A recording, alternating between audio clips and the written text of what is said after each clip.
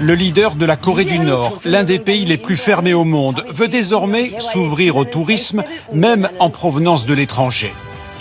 La télévision d'État montre cette plage transformée en immense complexe. Des immeubles luxueux, inaugurés avec des dizaines de milliers de personnes dépêchées sur place. Un parc aquatique érigé en fierté nationale, Kim Jong-un devant une vague artificielle, observant des toboggans avec sa fille, sa successeure désignée, et qui embrasse comme un ami l'ambassadeur russe pour une raison toute simple. Après le Covid, il y a eu un changement dans la position géopolitique de la Corée du Nord, le rapprochement extrêmement étroit avec la Russie et la détérioration progressive des relations avec la Chine qui ont fait qu'aujourd'hui la Corée du Nord vise essentiellement le marché russe, mais exclusivement le marché russe à travers l'ouverture de cette base touristique.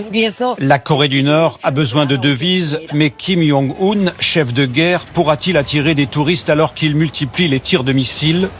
Le pays veut pourtant changer son image, il a même fait appel à des influenceurs. Vous voyez, on demande, parce que c'est un média français, ils veulent à tout prix discréditer les propos des Nord-Coréens.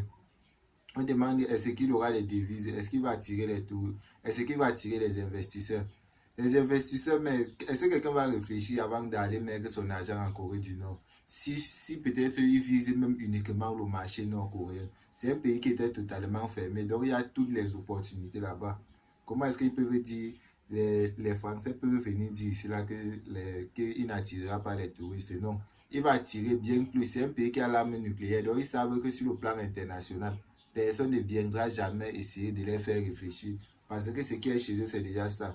Comme aux Émirats Arabes Unis, qui s'est déjà posé la question de savoir est-ce que c'est un président qui est là-bas ou bien.